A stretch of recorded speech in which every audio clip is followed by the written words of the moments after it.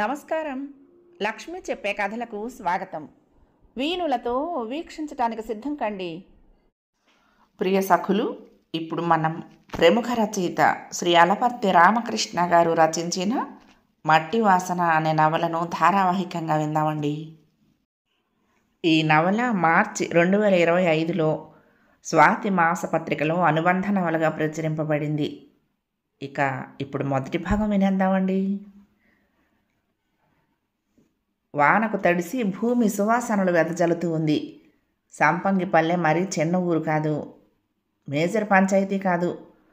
ఆ ఊరిని పలకరిస్తూ కృష్ణా నది మెల్లగా ప్రవహిస్తూ ఉంటుంది ఓ పక్క. మరో పక్క ఊరికి ధైర్యం చెప్తున్నట్లు పెద్ద కొండ ఉంది. పడమర దక్షిణం దిక్కుల్లో పంట పొలాలు, తోటలు ఉన్నాయి. దుమ్ము రేపుకుంటూ ఊళ్ళోకి దూసుకొచ్చింది ఆడి కారు. ఊరి మధ్యలో ఉన్న రావి చెట్టు దగ్గర కారాపాడు మౌర్య. రావి చెట్టు ఉన్న రాతి బండల మీద కూర్చున్న వాళ్ళు కారు దిగుతున్న అతన్ని చూశారు. మన ఊరి అబ్బాయి కాదే, ఇంతకుముందు ఎప్పుడు వచ్చినట్లు లేడు అనుకున్నారు. అక్కడ కూర్చున్న వాళ్ళను హాయ్ అంటూ విష్ చేశాడు. వాళ్లకు నవ్వు వచ్చింది. ఎవరు కావాలి బాబు అడిగాడు ఒక అతను. నరేంద్ర గారి ఇల్లు ఎక్కడా అడిగాడు మౌర్య. నువ్వెక్కడి నుంచి వస్తున్నావు లాల్చీ పైజమా వేసుకున్న 50 ఏళ్ల వ్యక్తి అడిగాడు. మీదే ఊరు మరొకరు ప్రశ్నించారు. జేబుల నుండి వాళ్ళందరికీ తలా ఒక చాక్లెట్స్ పంచాడు. నీ పుట్టినరోజా? ఇచ్చిన వెంటనే చాక్లెట్ పైన కాగితం తీసి నోట్లో వేసుకొని చప్పరిస్తూ అడిగాడు ఒక అతను. మా నాన్నగారిది ఈ ఊరే, నేను పుట్టి పెరిగింది చెన్నైలో, అదే మద్రాసు నగరంలో. ఉదయం నుండి ప్రయాణం చేసి అలసిపోయి ఉన్నాను. మీరు దయచేసి నరేంద్ర గారి ఇల్లు ఎక్కడో చెప్తే వెళ్ళి రెస్ట్ తీసుకుంటాను. జేబుల నుండి కర్చీఫ్ తీసి మొహం తుడుచుకుంటూ అడిగాడు. చెన్నైలో ఇంజనీరింగ్ కంపెనీ పెట్టిన సుందరమా? పైజమా లాల్చి తోడుకున్న వ్యక్తి చివారున రాతి బండ మీద నుంచి లేచి అడిగాడు. అవునండి. ఏం పని మీద వచ్చావు అబ్బాయి? ఆ వివరాలన్నీ మీకెందుకు? నరేంద్ర గారి ఇల్లు ఎక్కడో చెప్పండి. ముందు నేను అడిగిన ప్రశ్నకు సమాధానం చెప్పు. ఎందుకు వచ్చావు చెన్నై నుండి? నరేంద్ర గారు మా నాన్న స్నేహితులు, వారిని చెన్నై తీసుకురమ్మని నాన్న నన్ను పంపించాడు. చిరాకు పడకుండా సమాధానం ఇచ్చాడు మౌర్య. మా ఊరిలో నరేంద్ర అనే పేరున్న వాళ్ళు ఎవరూ లేరు. వచ్చిన దారినే తిరిగి వెళ్ళిపో.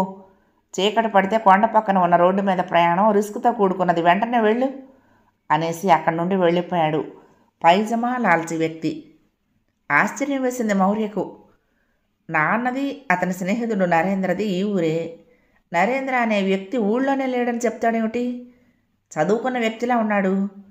అదేమిటి సీమ టపాకాయ పేలినట్లు టపా పేలుతూ మాట్లాడాడు? ఎవరండి ఈయన? నిజంగా మీ ఊళ్ళో నరేంద్ర గారు ఉండటం లేదా ప్రశ్నించాడు. ఓ పెద్దాయన అరుగు మీద నుండి లేచి వచ్చి, అతను అంతే, పెద్ద ఇంజనీరు, అన్నీ వదిలేసి ఇక్కడికి వచ్చి ఉంటున్నాడు. అందరితో సౌమ్యంగానే మాట్లాడతాడు, కానీ కోపం వస్తే చిర్రు బుర్రులాడుతూ ఎవరికి కనిపించకుండా నది ఒడ్డునో కొండ మీద పడుకుని నిద్రపోతూ ఉంటాడు. అతని మాటలు పట్టించుకోకు. అతని పేరే నరేంద్ర. వాళ్ళ ఇంటికి నేను తీసుకువెళ్తాను, నాతోరా అన్నాడు మౌర్య చేయి పట్టుకుని. కారు ఇక్కడే ఉంచేయమంటారా అడిగాడు మౌర్య. ఇక్కడి నుండి 4 అడుగులు వేస్తే నరేంద్ర ఇల్లు వస్తుంది. వాళ్ళ అన్నయ్య ఈ ఊరికి చాలా కాలం సర్పంచ్గా ఉన్నాడు. మహాదొడ్డ మనిషి. ముందు అతనితో మాట్లాడు అన్నాడు ఆయన. గ్రీన్ కలర్ పెయింట్ వేసిన ఇంటికి తీసుకువెళ్ళాడు ఆ పెద్ద ఆయన మౌర్యను. విశాలమైన ఆవరణలో ఉంది ఆ ఇల్లు. ఇంటి చుట్టూ ఎత్తైన పచ్చని చెట్లు, ఇంటి ముందు రకరకాల పూల మొక్కలున్నాయి. ఓ పక్కన మల్లెపందిరి, మరోవైపు డాబాకు దట్టంగా అల్లుకున్న సన్నజాతి తీగలు ఉన్నాయి. డాబా ముందు వైపు నవ్వారి మంచం మీద పడుకున్న బలరాం గేటు నెట్టుకుని లోపలికి వస్తున్నది ఎవరా అని లేచి కూర్చున్నాడు. అమ్మాయి, హాల్లో నుండి 2 కుర్చీలు తెచ్చి బయట వేయమ్మా పెద్దగా కేకేసి కూతురుకు చెప్పాడు. బాబాయ్ రండి కూర్చోండి అన్నాడు. మన ఊళ్ళో వాళ్ళకు మర్యాదలు ఎందుకురా? ఈ వచ్చిన కుర్రాడు ఎవరో తెలుసా? తెలియదన్నట్లు తల అడ్డంగా తిప్పాడు బలరాం. మునిమాపు వేళ ఎవరినో తీసుకొచ్చావు. ఎవరు బాబాయ్ అతను? బలరాం పెద్ద ఆయన అడిగాడు. మౌర్య బలరాంకు నమస్కరించాడు. మీ తమ్ముడిని కలవటానికి వచ్చాడరా. మీ వాడేమో ఈ అబ్బాయితో మాట్లాడకుండా ఎటో వెళ్ళిపోయాడు. ఏటి ఒడ్డుకు వెళ్ళుంటాడు. అతనితో నువ్వే మాట్లాడి విషయం ఏమిటో తెలుసుకో. మద్రాసు నుండి వచ్చాడు, తిరిగి ఇప్పుడేం వెళ్తాడు. ఈ రాత్రికి మీ ఇంట్లోనే ఉండమను. ఆ యువకుడి గురించి చెప్పి తిరిగి వెళ్ళబోయాడు ఆ పెద్దాయన. ఉండు బాబాయ్, గ్లాసు మజ్జిగో నిమ్మరసమో తాగి వెళ్దు గాని అన్నాడు బలరాం. ఇప్పుడేం వద్దురా, 2 చెంబులు వేడి నీళ్లు ఒంటి మీద పోసుకొని అన్నం తినాలి, రేపు ఉదయం వచ్చి మాట్లాడతానులే అనేసి వెళ్ళిపోయాడు పెద్దాయన. బాగా పొద్దుపోయాక ఇంటికి తిరిగి వచ్చాడు నరేంద్ర ఏటి ఒడ్డు నుండి. హాల్లో భోజనం చేసి హాల్లో కూర్చొని మాట్లాడుకుంటున్న అన్నయ్య బలరాం చెన్నై నుండి వచ్చిన మౌర్యను చూశాడు. ఇతను మన ఇంటికి ఎందుకు వచ్చాడు విసుగ్గా అడిగాడు నరేంద్ర అన్నను. ఈ అబ్బాయి తండ్రి నీకు బాగా దగ్గర స్నేహితుడే కదా, సుందరం గారితో కలిసి ఇంజనీరింగ్ కంపెనీ కూడా పెట్టావు, చెన్నైలో చాలా అపార్ట్మెంట్స్ కూడా కట్టించారు మీరిద్దరూ. వాళ్ళ అబ్బాయి మన ఇంటికి వస్తే ఎవరో తెలియనట్టు మాట్లాడితే ఎలా అంటూ నెమ్మదిగా చెప్పాడు బలరాం. 2 క్షణాలు మౌనంగా ఉండి ఎందుకు వచ్చాడు అని అన్నవైపు చూస్తూ అడిగాడు. మన ఇంట్లోనే నీ ఎదురుగానే ఉన్నాడు కదా, అతనితోనే మాట్లాడు అన్నాడు బలరాం ఒక్క పలుకు నములుతూ. 20 సంవత్సరాల గతాన్ని తవ్వుకోవటం నాకు ఇష్టం లేదు, అతన్ని తిరిగి వెళ్ళిపోమని చెప్పండి అనేసి తన గదిలోకి వెళ్ళిపోయాడు నరేంద్ర. అతను ఎవరిని లెక్క చేయడు, తను ఏదనుకుంటే అది జరగాల్సిందే. ఒక్క అన్నకే ఎదురు మాట్లాడడు, ఎప్పుడు ముక్కు మీదే ఉంటుంది కోపం చిరాకు. ఎవరన్నా చెన్నై ప్రస్తావన తెస్తే తట్టుకోలేడు. కోమలి గుర్తుకొస్తోంది. ప్రాణానికి ప్రాణంగా ఉండే సుందరానికి ఎందుకు దూరం అయ్యాడో గుర్తుకొస్తుంది. అన్నీ వదిలేసి చెన్నై నుండి వచ్చేశాడు. మళ్ళీ బంధాలు ఎందుకు పెనవేసుకోవాలి. స్నానం చేసి గదిలోనే కాలుగాలిన పిల్లిలా అటు ఇటు తిరుగుతూ ఉండిపోయాడు. బాబాయ్ భోజనానికి రండి అవని సురేంద్ర గదిలోకి వచ్చి చెప్పింది. నాకు ఆకలిగా లేదు అన్నాడు. నాన్న మమ్మల్ని కోప్పడతాడు మీరు భోజనానికి రాకపోతే అంది ఆ అమ్మాయి బాబాయ్ చేయి పట్టుకుని. మరో మాట మాట్లాడకుండా అవనితో పాటు వంటగది వైపు కదిలాడు. నదీ తీరం వైపు నడిచాడు నరేంద్ర ఉదయం పూట. తన వెనకే నడిచి వస్తున్న మౌర్యను గమనించి ఆగిపోయాడు. నువ్వెందుకు నా వెంట పడుతున్నావు? చెన్నై రానని చెప్పాను కదా. ఒకసారి విరిగిన మనసు అతకదు. 2-3 సార్లు మీ నాన్న కూడా మా ఊరు వచ్చాడు. ఎంతో ప్రాధేయపడ్డాడు. తన కంపెనీలో వాటా ఇస్తానన్నాడు. మా అన్నయ్య చేత కూడా చెప్పించాడు. లాభం లేక తిరిగి వెళ్ళిపోయాడు. 20 ఏళ్ళు గడిచిపోయాయి. చదివిన చదువు మర్చిపోయాను. ఏ వ్యాపారమూ చేయలేను. ఇక్కడ ప్రశాంతంగా ఉన్నాను. ఉత్తరం దిక్కున కనిపించే ఆ కొండ, నదీ తీరంలో ఉండే పచ్చని చెట్లు, చెట్ల మీద గూళ్ళు కట్టుకున్న రకరకాల పక్షులు, పొలాల మీద నుండి వచ్చే కమ్మటి పైరగాలి, ఇవన్నీ మనసులో పెనవేసుకుపోయాయి. ప్రకృతిలో అంతర్భాగమై రోజులు వెళ్ళబుచ్చుతున్నాను. నన్ను మీతో పాటు పట్నం తీసుకువెళ్లే ప్రయత్నం మానుకుని నువ్వు తిరిగి వెళ్ళిపో చెప్పుకుపోయాడు మౌర్య వైపు చూడకుండానే. మీరంటే మా నాన్నగారికి ఎంతో గౌరవం.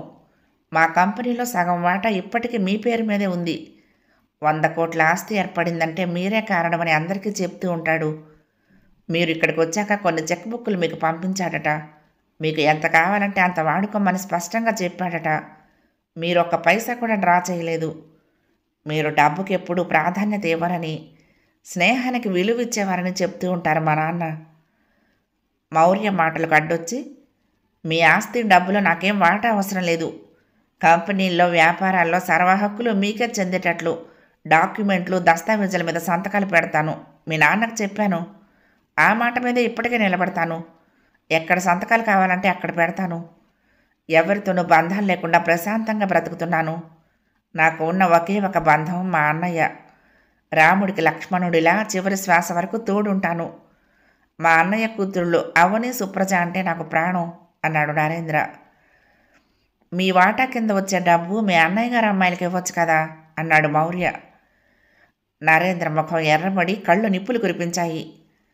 మీ బోడి ఆస్తికి ఆశపడేవాడు కాదు మా అన్నయ్య. ఆయన సంగతి నీకేం తెలుసు అంటూ గద్దిస్తూ అడిగాడు. మీ ఇంటికి నేను వచ్చిందే నిన్న. అందరి గురించి నాకెలా తెలుస్తుంది? మా ఇంట్లో వాళ్ళందరి గురించి పూర్తిగా తెలిసేదాకా తిరిగి మీ చెన్నై వెళ్ళవా గదువుతూ అడిగాడు నరేంద్ర. ఏం మాట్లాడాలో తెలియక బిత్తర చూపులు చూస్తూ ఉండిపోయాడు మౌర్య. నదీ ప్రవాహాన్ని చూస్తూ ఇసుకలో కూర్చుండిపోయాడు నరేంద్ర. అతని పక్కనే కూర్చున్నాడు మౌర్య. మాకు 10 ఎకరాల పొలం ఉంది. సంవత్సరానికి 3 పంటలు పండే మాగాణి. బీటెక్ చదివాక వ్యాపారం చేయాలనే కోరిక ఉండేది. వాటా పంచి ఇవ్వమని మా నాన్నని అడిగాను. ఏదైనా ఉద్యోగం చూసుకో, పొలం అమ్మి మాత్రం నీకు డబ్బు ఇవ్వను అంటూ ఖరాఖండిగా చెప్పేశాడు మా నాన్న. మా అన్నయ్యే నాన్నకు నచ్చచెప్పి సగం పొలం అమ్మించి నాకు డబ్బిచ్చాడు. అన్నయ్య సగం పొలం అమ్మటంతో కుడి చెయ్యి నరికినట్లయింది నాన్నకు. ఆ దిగులుతోనే అనుకుంటా పొలం అమ్మిన సంవత్సరం తిరక్కముందే చనిపోయాడు నాన్న. మీ నాన్న నేను ఇంటర్లో క్లాస్మేట్స్. చదువులో సుందరం బ్రిలియంట్. పెద్ద పెద్ద అపార్ట్మెంట్లు కట్టించి మంచి బిల్డర్గా పేరు తెచ్చుకోవాలని కోరికుండేది. కానీ మీది పేద కుటుంబం. పెట్టుబడి పెట్టి కన్స్ట్రక్షన్ కంపెనీ పెట్టే స్తోమత లేక నిరుత్సాహపడుతూ ఉంటే నేను పొలం అమ్మిన డబ్బు మీ నాన్న చేతిలో ఉంచాను. పెద్ద పెద్ద అపార్ట్మెంట్లు కట్టించాం. మీ నాన్నకు మంచి వ్యాపార దక్షత ఉంది. సంపాదించిన డబ్బు సరదాగా ఖర్చు పెడుతూ చెన్నైలో తిరుగుతూ ఉండేవాణ్ణి. మనసుకు నచ్చిన అమ్మాయిని పెళ్లి చేసుకున్నాను. కోమలి నాకు దూరం అయింది. అక్కడ ఉండలేక ఇక్కడికి వచ్చేశాను. 5 ఎకరాలు అమ్మి 50 లక్షలు నీ చేతుల్లో పోశాడు మీ నాన్న. ఉత్త చేతులతో తిరిగి వచ్చేసావేమిటి? మాకు చెప్పకుండా పెళ్లి కూడా చేసుకున్నావు, కోడలి పిల్ల ఏది అంటూ మా అమ్మ 1,00,000 ప్రశ్నలు వేసింది. మళ్ళీ ఎందుకు తిరిగి వచ్చావు ఇంటికి? అక్కడే ఉండలేకపోయావా అంటూ నిలదీసింది అమ్మ. అన్నయ్య నాకు అండగా నిలబడ్డాడు. వాడేదో బాధలో ఉండి ఇంటికొస్తే ఎద్దు పుండును కాకి పొడుస్తున్నట్లు మరింత బాధపడతావెందుకు అన్నాడు అన్నయ్య. అన్నీ వదిలేసుకుపోయాడు కదా, మళ్ళీ ఎందుకు ఇక్కడికి రావటం? నాన్న బ్రతికుంటే ఈ ప్రశ్నలన్నీ అడిగేవాడు. తల ఉంచుకుని నిలబడ్డాను. అన్నం తిని వారం రోజులవుతున్నట్లుంది వాడు వాలకం చూస్తూ ఉంటే. ముందు ఇంట్లోకి తీసుకువెళ్ళి అన్నం పెట్టు అన్నాడు అన్నయ్య వదినతో. వదిన కన్న తల్లిలా ఎదురుగా కూర్చుని కొసరి కొసరి వడ్డిస్తూ, కోమలి ఎలా చనిపోయిందో వివరాలు అడుగుతూ చెమర్చిన కళ్ళతో చూస్తూ ఉండిపోయింది. కోమలి ఎలా చనిపోయిందో వదినకు చెబుతూ ఏడ్చేశాను. చెప్తున్న నరేంద్ర మాటలను మధ్యలో ఆపి, ఎలా చనిపోయింది? నరేంద్ర నుండి వివరాలు రాబట్టాలని అడిగాడు మౌర్య. క్షణాల్లో నరేంద్ర మొహంలో రంగులు మారాయి. నా విషయాలన్నీ నీకెందుకు చెప్పాలి? పోయి మీ నాన్నను అడుగు, అన్ని వివరాలు చెప్తాడు. గెట్ లాస్ట్ పెద్దగా అరిచాడు. అతడికి కోపం వచ్చినప్పుడు పక్కన ఉండటం మంచిది కాదనుకుని అక్కడి నుండి ఇంటికి వచ్చేశాడు. మౌర్యకు ఓ విషయం అర్థమైంది. అతన్ని ప్రశ్నించి వివరాలు రాబట్టడం చాలా కష్టం. చెప్పాలనుకున్నప్పుడు అతనే చెప్తాడు. అప్పటిదాకా తను ఓపిక పట్టాలి. అయినా ఎన్ని రోజులు ఉండాలి తనిక్కడ? నరేంద్ర చెన్నై తిరిగి రారని చెప్తూ ఉంటే తనిక్కడ ఉండి ఏం ప్రయోజనం? మెల్లగా నడుచుకుంటూ ఇంటికి తిరిగొస్తూ తండ్రికి ఫోన్ చేశాడు. డాడీ, మీ ఊరు సంపంగిపల్లె చేరుకున్నాను. అందరితో మాట్లాడాను. మీరు చెప్పిన విషయం నరేంద్ర అంకుల్కి చెప్పాను అన్నాడు మౌర్య. నరేంద్రను తీసుకుని ఎప్పుడు వస్తున్నావు అడిగాడు సుందరం. చెన్నై రానని నిష్కర్షగా చెప్పేస్తున్నాడు. నన్ను తిరిగి వచ్చేయమంటారా? వద్దు మౌర్య, వారం రోజులు అక్కడే ఉండి ఎలాగైనా నరేంద్రకు నచ్చ చెప్పి తీసుకురా. రానని గట్టిగా చెప్తూ ఉంటే నచ్చ చెప్పమంటారేమిటి డాడీ? నీతో మాట్లాడుతున్నాడా అడిగాడు సుందరం. మొదటి రోజు నేనెవరినో తెలుసుకుని నా వైపు చూడటానికే ఇష్టపడలేదు. ఆయన్ని వదలకుండా వెంటపడి తిరుగుతున్నాను. ఇప్పుడిప్పుడే కొద్ది కొద్దిగా మనసు విప్పి మాట్లాడటం మొదలుపెట్టాడు. ఇంట్లో అందరూ నన్ను ఆప్యాయంగా పలకరిస్తున్నారు. ఇక్కడ ఇబ్బంది ఏమీ లేదు. కానీ మీ స్నేహితుడు మన దగ్గరకు రానంటున్నప్పుడు వాళ్ళింట్లో నేను ఉండటం భావ్యం కాదు. వెంటనే బయలుదేరి వచ్చేస్తాను అన్నాడు మౌర్య. అదేం కుదరదు. ఎలాగోలా నచ్చ చెప్పి తీసుకురావాలి. వారం రోజులైనా నెల రోజులైనా అక్కడే ఉండి నేను చెప్పిన పని సాధించుకురావాలి. నువ్వు గట్టిగా అనుకుంటే ఏదైనా సాధిస్తావు. ఆ నమ్మకం నాకుంది. బలరాం గారి 2 అమ్మాయిలు ఎలా ఉన్నారు అడిగాడు సుందరం. మధ్యలో అమ్మాయిల ప్రస్తావన ఏమిటి డాడీ? క్యాజువల్గా అడిగానులే నవ్వుతూ అన్నాడు సుందరం. తండ్రి ఎందుకు నవ్వుతున్నాడో అర్థం కాలేదు. నేనేమన్నా పెళ్లి చూపులకు ఇక్కడికి వచ్చానా అడిగాడు తండ్రిని. అది కాదురా, బలరాంకి 2 అమ్మాయిలు. ఆ అమ్మాయిలంటే మన నరేంద్రకు ఎంత అభిమానం. ఆ అమ్మాయిలిద్దరూ ఏం చేస్తున్నారు? పెళ్ళిళ్ళు అయ్యాయా? పెద్దమ్మాయి ఇంట్లో కనిపించలేదు. రెండో అమ్మాయి అవని కనిపించింది. వాళ్లకు పెళ్ళిళ్ళు అయ్యాయో లేదో నాకు తెలియదు సమాధానం చెప్పాడు మౌర్య. సర్లే, నేను చెప్పింది మర్చిపోకు. నరేంద్రను ఎలాగైనా నీతో తీసుకురావాలి అంతే అనేసి ఫోన్ పెట్టేశాడు సుందరం. జేబులో సెల్ ఫోన్ పెట్టుకుంటూ ఇంటి ఆవరణలోకి అడుగు పెట్టగానే బలరాం భార్య రేవతి ఏడుపు వినిపించింది. వరండాలో నిలబడ్డ అవని దగ్గరికి వెళ్ళాడు. ఎందుకు మీ అమ్మగారు ఏడుస్తున్నారు? మా అక్కయ్య ఆమెని ఇంట్లో నుంచి వెళ్ళిపోయింది అంటూ బొంగురుపోయిన గొంతుతో కన్నీళ్లు తుడుచుకుంటూ చెప్పింది. ఆత్మహత్య చేసుకుంటానని ఉత్తరం రాసి దిండు కింద పెట్టిందా? అడిగాడు మౌర్య. అతని వైపు కోపంగా చూసింది. అతను పాత సినిమాల్లో సన్నివేశంలాగా చెప్తూ ఉంటే. చీచీ, అదేం కాదు. మా అక్క అంత పిరికిది కాదు. ప్రేమించిన అబ్బాయి దగ్గరకు వెళ్తుందిట. గుళ్ళో పెళ్లి చేసుకుని అతనితో తన జీవితం పంచుకుంటుందిట అంది. మరి మీ అమ్మ ఏడుస్తున్నది ఎందుకు? ఎవరో చనిపోయినట్లు. తనకు నచ్చిన అబ్బాయిని పెళ్లి చేసుకోబోతుంది. ఇవన్నీ కామనే అన్నాడు తేలిగ్గా కొట్టిపారేస్తూ. మీ పట్టణంలో ఇవన్నీ కామన్ కావచ్చు. మా ఊళ్ళో అమ్మా నాన్నలకు తలవంపులు కదా. నాన్న అక్కకు లెక్చరర్ సంబంధం ఖాయం చేశాడు. అమ్మాయిని చూడటానికి ఆ అబ్బాయి తరపు వాళ్ళు వస్తున్నారు ఈరోజే. వాళ్లకు ఏం సమాధానం చెప్పాలి అంటూ నాన్న బాధపడుతున్నారు. అవని చెమర్చిన కళ్ళతో అంది. పెళ్లి సంబంధం మీద ఓ నిర్ణయం తీసుకునే ముందు మీ అక్కతో మీ నాన్న మాట్లాడాల్సింది. మీ అక్కయ్య మరెవరినైనా ఇష్టపడుతోందా? పెళ్లి చూపులకు అబ్బాయి తరపు వాళ్ళు వస్తున్నారు. నీకు ఇష్టం లేకపోతే ముందే చెప్పేసాయి అని అడుగుండాల్సింది. జాతకాలు, అబ్బాయి ఉద్యోగం, వచ్చే జీతం గురించి వివరాలు తెలుసుకోవటానికి చూపే శ్రద్ధ అమ్మాయి మనసేమిటో, పెళ్లి విషయంలో ఆమె ఆలోచనలు ఏమిటో తెలుసుకోవటంలో లేదు. చెప్పుకుపోయాడు అతను. తన తల్లిదండ్రులను తప్పుపడుతున్నట్లు అతను మాట్లాడటం నచ్చక వంటింటి వైపు వెళ్ళిపోయింది ఆమె. కాఫీ కప్పు తెచ్చి అతనికి అందిస్తూ, ఇల్లు వదిలి వెళ్ళిపోయే ముందు నాన్నకు అక్క ఒక మాట చెప్పాల్సింది. పెద్దగా చదువుకోకపోయినా మా నాన్న పాతకాలం మనిషి కాదు. మేము ఏది అడిగినా కాదనడు. టౌన్కు మా ఇద్దరిని పంపించి డిగ్రీ వరకు చదివించాడు. గుంటూరు వెళ్ళి పై చదువులు చదువుకోమని చెప్పేవాడు. అక్క ఎంఎస్సీలో చేరి 2-3 సబ్జెక్టులు తప్పటంతో చదువు మానేసింది. మా చేత డబ్బులు ఖర్చు పెట్టిస్తున్నావు కానీ శ్రద్ధగా చదువుకోవటం లేదని మా నాన్న ఒక్క మాట అనలేదు ఎప్పుడు చెప్పిందామె. హాల్లో కుర్చీలో దిగులుగా కూర్చున్న బలరాం దగ్గరికి వెళ్ళాడు. ఆమెను చూడటానికి ఆ అబ్బాయి వాళ్ళని ఎన్ని గంటలకు రమ్మని చెప్పారు అడిగాడు. సాయంత్రం 4 గంటలకల్లా ఇక్కడ ఉంటామని చెప్పారు అన్నాడు బలరాం. వాళ్ళది ఏ ఊరు? ఎంత దూరంలో ఉంటుంది ఆ ఊరు? 100 కిలోమీటర్ల లోపే. ఆ ఊరు వెళ్ళి వాళ్ళను పెళ్లి చూపులకు రావద్దు అని చెప్తాను. చెన్నైలో ఆమెనికి ఉద్యోగం వచ్చిందని, ఇప్పుడిప్పుడే పెళ్లి చేసుకునే ఉద్దేశం లేదని అమ్మాయి చెప్పిందని వాళ్ళకు నచ్చ చెప్పి వాళ్ళ ప్రయాణం ఆపేస్తాను అన్నాడు అతను.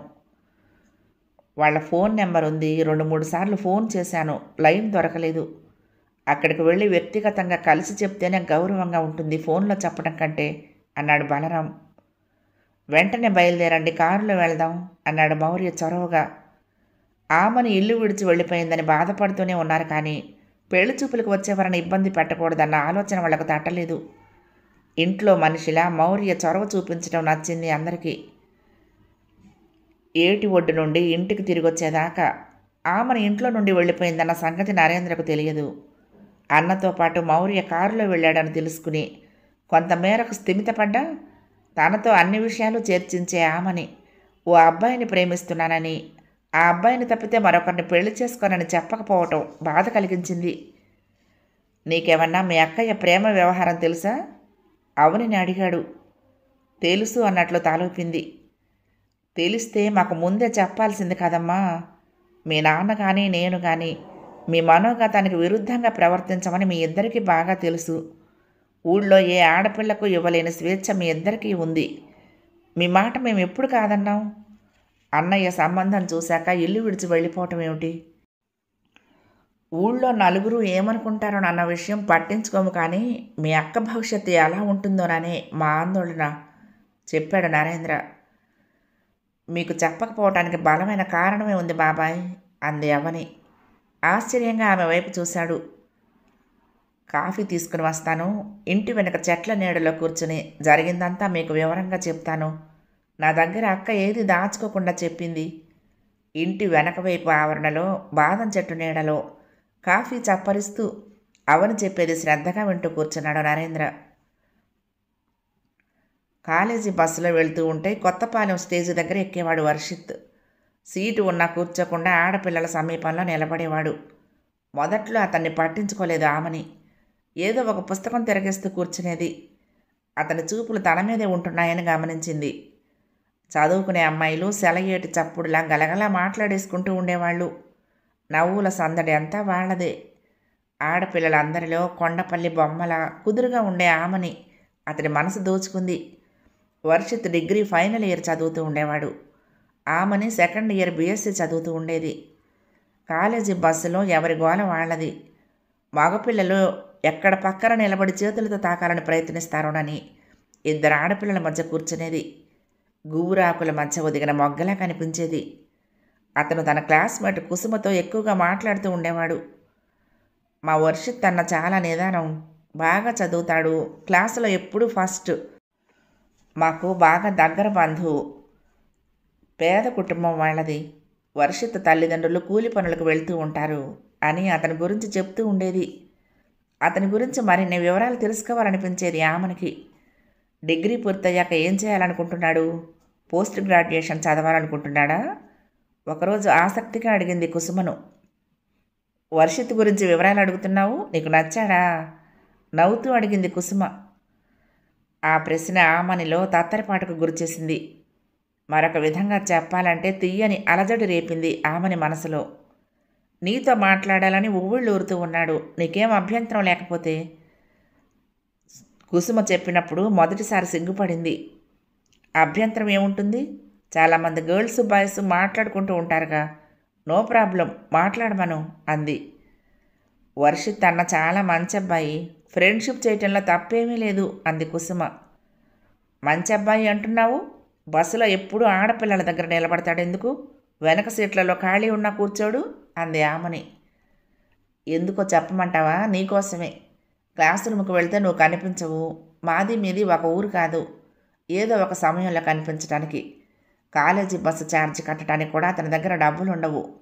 సెలవుల్లో అప్పుడప్పుడు రాత్రి వేళల్లో ఆటో నడుపుతాడు. ఆ వచ్చిన డబ్బు కాలేజీ ఫీజులు, కాలేజీ బస్ ఛార్జీలు కడతాడు. మా ఊరు నుండి కాలేజీకి నడిచైనా వెళ్ళగలడు. అటువంటి మొహమాటం అతనికేమీ లేదు. ఎక్కువ మంది స్టూడెంట్స్ కాలేజీ క్యాంటీన్కి వెళ్ళి లంచ్ చేస్తారు. అతను టిఫిన్ బాక్స్లో అన్నం, ఆవకాయ పచ్చడు, పచ్చిమిరపకాయ తొక్కువ పెట్టుకుని లంచ్ టైంలో ప్లే గ్రౌండ్ దగ్గర చెట్ల కింద కూర్చొని తింటాడు. వర్షిత్ గురించి చెప్పింది కుసుమ.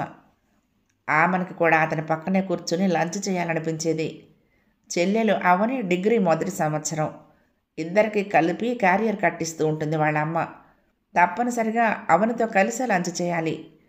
రాత్రిపూట ఆ రోజు కాలేజీలో జరిగిన విషయాలన్నీ చెల్లికి చెప్పేది. కొన్ని నెలలు గడిచాక అక్క ఎక్కువగా వర్షిత్ కబుర్లు రాత్రిపూట పక్కన పడుకొని చెప్పడం గమనించింది.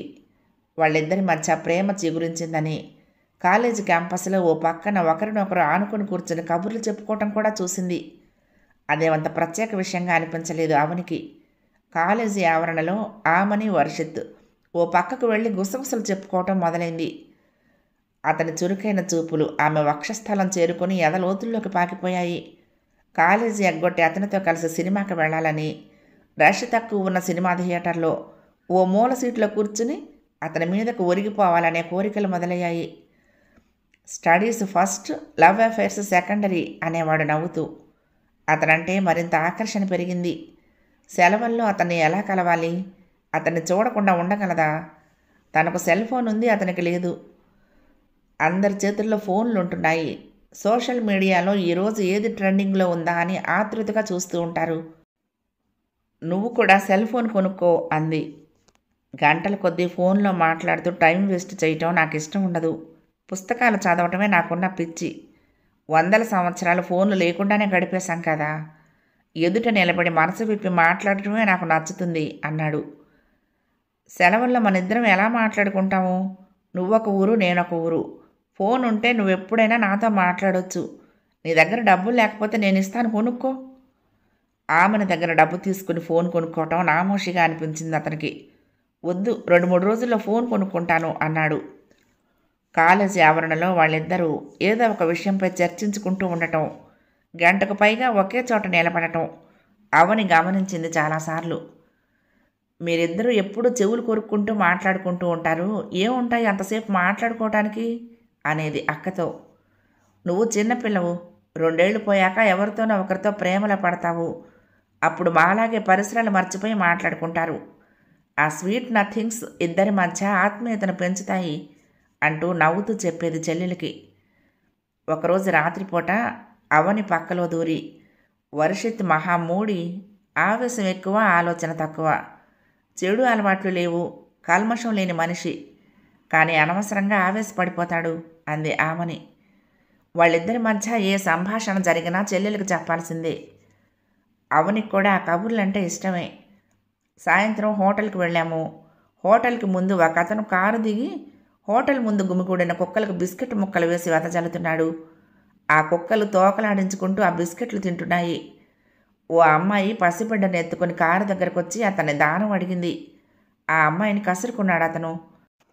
ఎవరో బిడ్డనెత్తుకుని, బిడ్డకు పాలు లేవు, 2 రోజులైంది అన్నం తినని అడుక్కుంటున్నావా? ఒక్క నిమిషం ప్రశాంతంగా ఉండనివ్వరు బెగ్గర్స్, వెళ్ళు వెళ్ళు అన్నాడు చేదరించుకుంటూ. అది చూడగానే వర్షిత్తుకు కోపం వచ్చింది. చూసావా, సంపద ఉన్నదన్న పొగరు. వీధి కుక్కల మీద ఉన్న ప్రేమ పేదవాళ్ల మీద ఉండదు మీకు. పసిబిడ్డ ఆమె కూతురు కాదని నీకెలా తెలుసు? నువ్వేమన్నా DNA పరీక్షలు చేయించావా? అంటూ కారు దగ్గర నిలబడి అతని దగ్గరకు దూసుకు వెళ్ళాడు. అతను కూడా సిద్ధమయ్యాడు ఫైటింగ్కి. నువ్వెవడు నన్ను దబాయించటానికి? మూగజీవులంటే నాకు ప్రేమ. నా డబ్బు ఖర్చు పెట్టి వాటికి ఆహారం పెడుతున్నాను. నీకు పేదవాళ్ల మీద వల్లమలన ప్రేమ ఉంటే ఆడపిల్లను వెంటేసుకుని తిరిగే బదులు కష్టపడి సంపాదించి బీదా బిక్కికి సహాయం చెయ్యి అన్నాడు అతని మీదకొస్తున్న వర్షిత్తును నెట్టేస్తూ. నేనే వర్షిత్తు చేయి పట్టుకుని అక్కడి నుంచి లాక్కెళ్ళాను. అనవసరంగా వివాదాల్లో ఇరుక్కుంటాడు. ఆవేశం తగ్గించుకుంటే అతనంత మంచివాడు మరొకరుండడు అంది ఆమని చెల్లెలతో. Inter college students debate competition జరుగుతూ ఉంది. ఆ కాంపిటీషన్లో వర్షిత్ పాల్గొన్నాడు.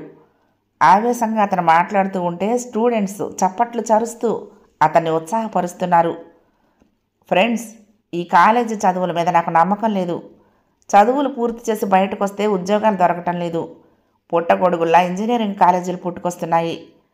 వెనకటి రోజుల్లో BA BCom తరగతుల గదుల్లో పుష్కలంగా విద్యార్థులు ఉండేవారు.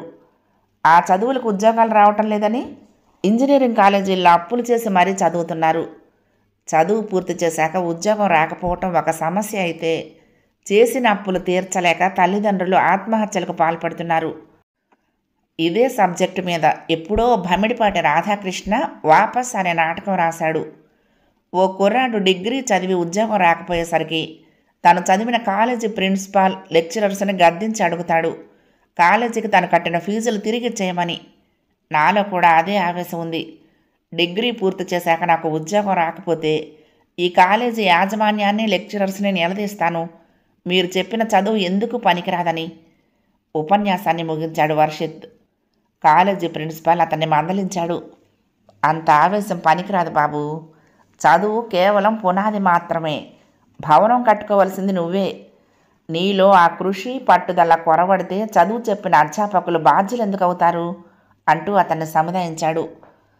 కాలేజీ నుండి ఇంటికి తిరిగి వచ్చేటప్పుడు, వర్షిత్ ఆవేశపరుడని నీకు కూడా తెలుసు, ఇంకా అతన్నే ప్రేమిస్తావా అడిగింది అవని అక్కను. ఎన్నో జంటల మధ్య ఉన్న ప్రేమ పువ్వులా వికసించకముందే మొగ్గలా ఉన్నప్పుడే మాడిపోయి ముడుచుకుపోతుంది.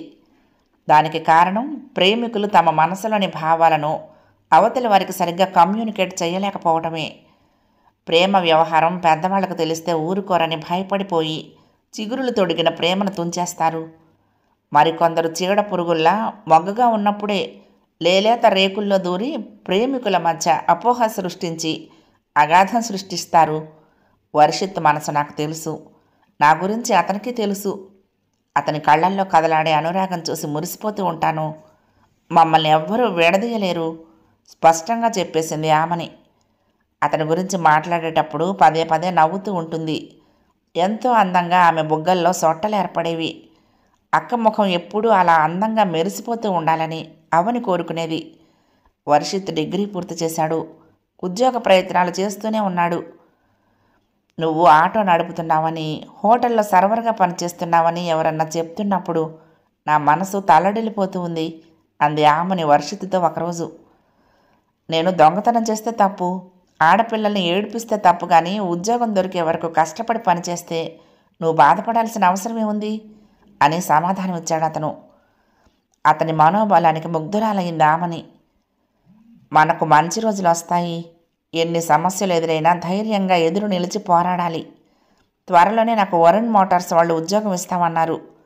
ఉద్యోగంలో చేరాక చిన్న పొదరిల్లు చూసుకుని ఈ చిలకమ్మను తీసుకువెళ్తాను అని అతను అంటూ ఉంటే వర్షాకాలపు నెమలిలా మురిసిపోయేది ఆమని.